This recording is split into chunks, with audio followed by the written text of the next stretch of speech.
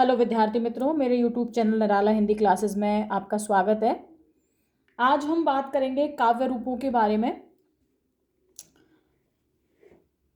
बहुत ही महत्वपूर्ण अंग माने जाते हैं काव्य रूप साहित्य में। तो दो तरह से आप मान सकते हैं उनको।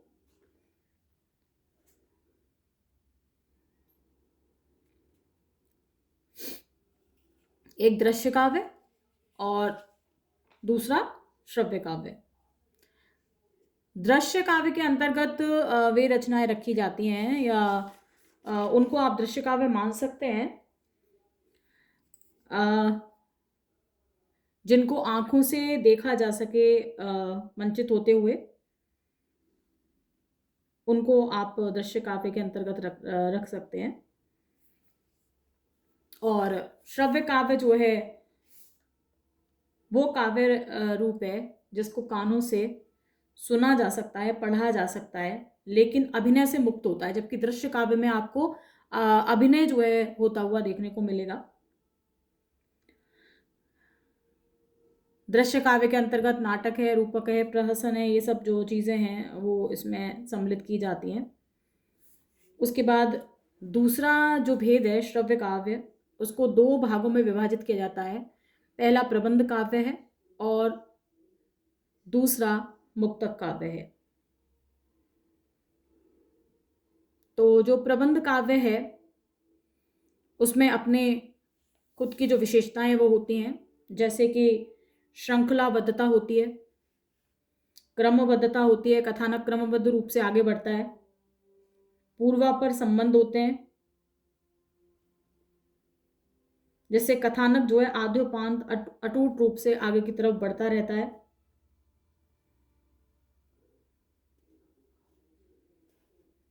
और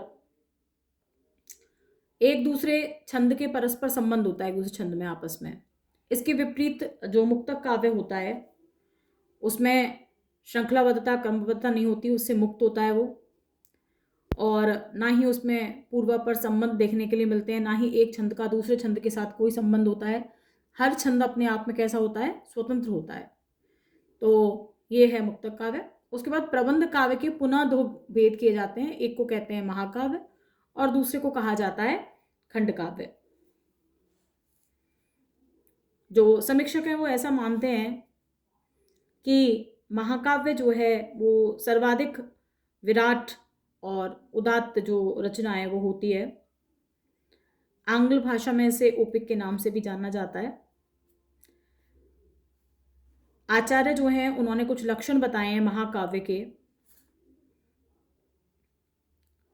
सभी आचार्यों ने अलग अलग जो लक्षण है वो बताने का काम किया है, अलग अलग लक्षण बताए हैं।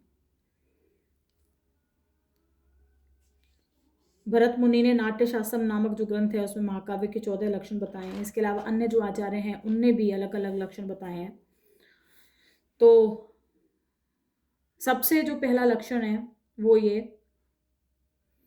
कि इसमें समग्र जीवन का चित्रण देखने के लिए मिलता है, क्योंकि एक विराट रचना होती है तो जन्म से लेके मृत्यु तक की जो कहानी है वो चलती है। साथ में बहुत सारी और जो कथाएं हैं वो इसके साथ प्रवाहित होती रहती हैं। तो इस तरह की विराट एक रचना होती है।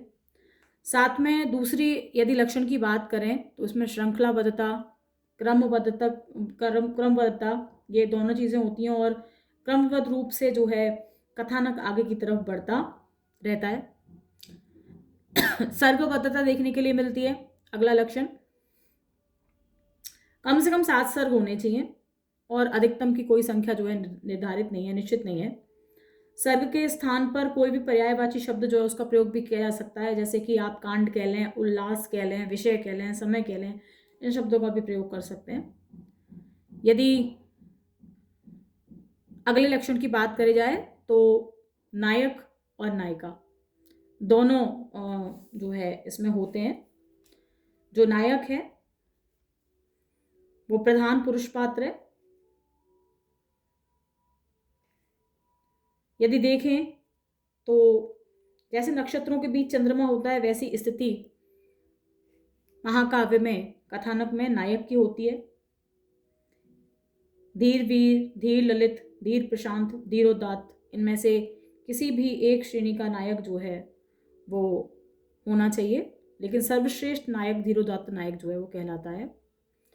पुरुषार्थ नायिका की बात करें तो एक प्रधान स्त्री पात्र होता है। जैसे नायक प्रधान पुरुष पात्र है, ऐसे नायिका स्त्री पात्र है। प्रधान स्त्री पात्र जो है, अब ये स्वकीय हो सकती है, परकीय हो सकती है, गौरी हो सकती है, पद्मिनी हो सकती है, हंसनी हो सकती है, और भी बहुत सारे जो विभेद हैं वो आचार्यों के द्वारा किए गए हैं। तो उनमें से किसी भी एक प्रकार की नायिका हो सकती है जो नायक के साथ फल भोक्ता बनती है महाकाव्य की, या रस भोक्ता बनती है। इसके बाद बात करें पुरुषार्थ चतुष्टय की बात करें तो महाकाव्य में इन चारों का जो है धर्म अर्थ काम मोक्ष, इन चारों पुरुषार्थों का वर्णन जो है होना चाहिए। इसके साथ ही कथानक आगे की तरफ बढ़ना चाहिए इनको लेकर के साथ में। अगर रसों की बात करें तो जो रस संबंधी निर्देश हैं उसकी बात करें यदि, तो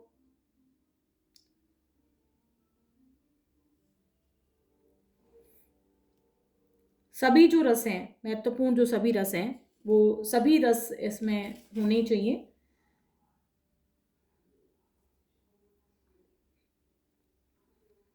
जैसे कि शांत है, श्रृंगार है, वीर है, इनमें से कोई भी एक प्रधान रस होना चाहिए, और अन्य जो सहायक रस हैं उन सब का प्रयोग इसमें आवश्यकता के अनुसार जो है बीच बीच में होना चाहिए।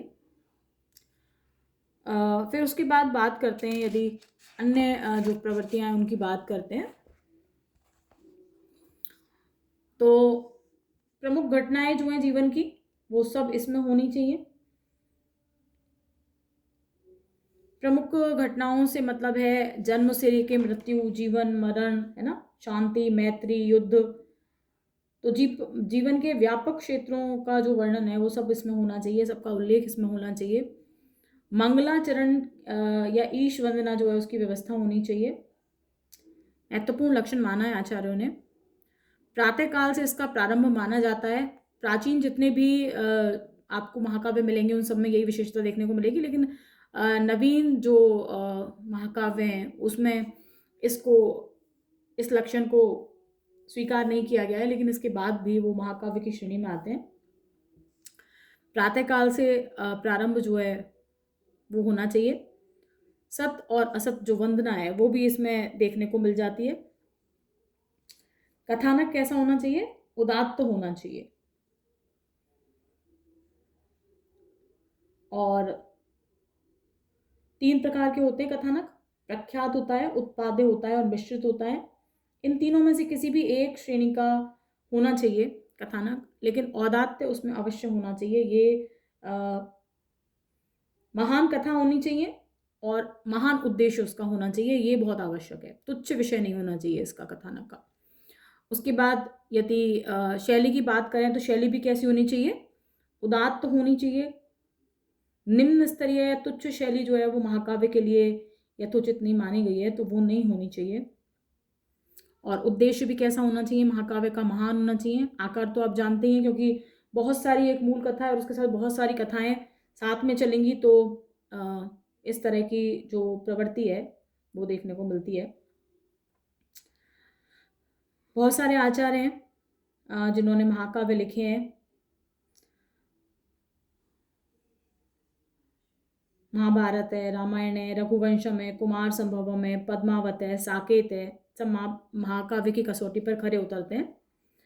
और प्रिय प्रवास है हरिओत जी का, कामिनी है जयशंकर प्रसाद का। इनमें कुछ लक्षणों को अमान्य कर दिया गया है, पुराने लक्षणों को, और इसके बाद भी इनकी जो गरिमा है और इनका महत्व है वो अक्षुण्ण है, वो यथावत बना हुआ है। तो इसके बाद हम बात करते हैं अगला जो हमारा भेद है खंड काव्य, उसके बारे में बात करते हैं, खंड काव्य के बारे में।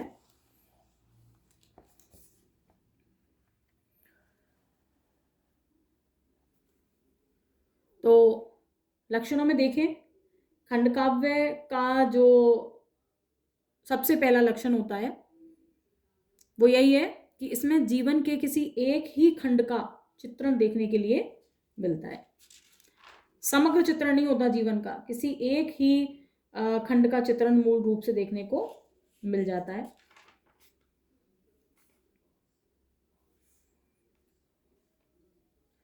दूसरी बात करें तो क्योंकि प्रबंध का भेद है, इसलिए इसमें श्रृंखलाबद्धता, क्रमबद्धता, कथानक जो है इन्हीं के साथ आगे बढ़ता है। पूर्व अपर संबंध ये सब यथावत जो है ऐसे ही होते हैं जैसे कि महाकाव्य में देखने के लिए मिलते हैं।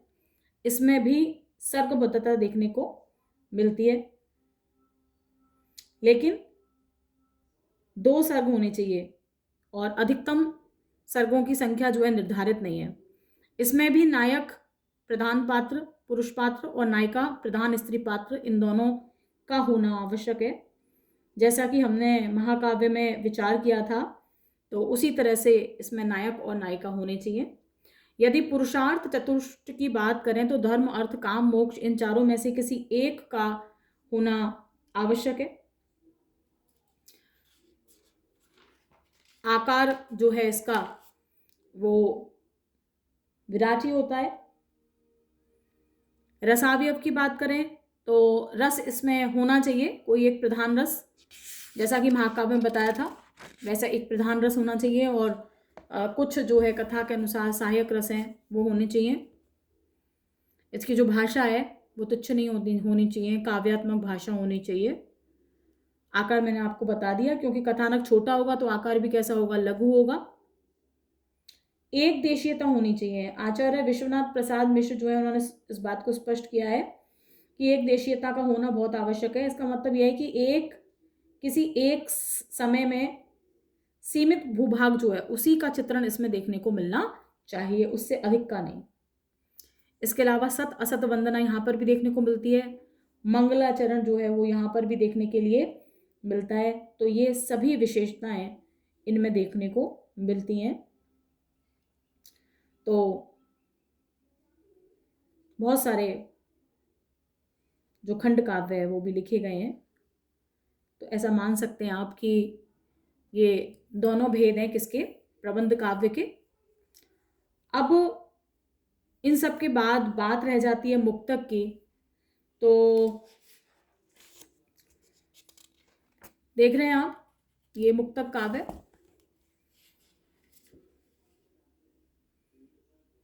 देखा था हमने जब प्रारंभ किया था इसको, तो एक भेद था इसका दृश्य काव्य का, मुक्तक काव्य। मैंने आपको लक्षण तो बता ही दिए थे मुक्तक काव्य के क्या लक्षण हैं, और इसके यदि भेदों की बात करें तो आचार्य ने इसके 3 भेद माने हैं, गीति काव्य, रीति काव्य और नीति काव्य। तो यदि गीति काव्य की बात करें तो यहाँ पर संगीत तत्व इसका प्रधान तत्व होता है, इसलिए ये काव्य गेय माना जाता है, और इसमें हृदय की सुकोमल जो अनुभूतियां हैं उनको सरस मधुर शैली में गाकर अभिव्यक्त किया जाता है। यदि रीति काव्य की बात करें तो इसमें कला पक्ष पर अधिक जोर दिया जाता है, ध्यान दिया जाता है, और सौंदर्यमयी जो अभिव्यंजना होती है वही काव्य का प्राण तत्व माना जाता है। इसमें श्रृंगार, नक्षत्र वर्णन, नायिका भेद, प्रेम निरूपण, इस तरह की बातों को सम्मिलित किया जाता है। उसके बाद अगली बात करते हैं नीति काव्य की।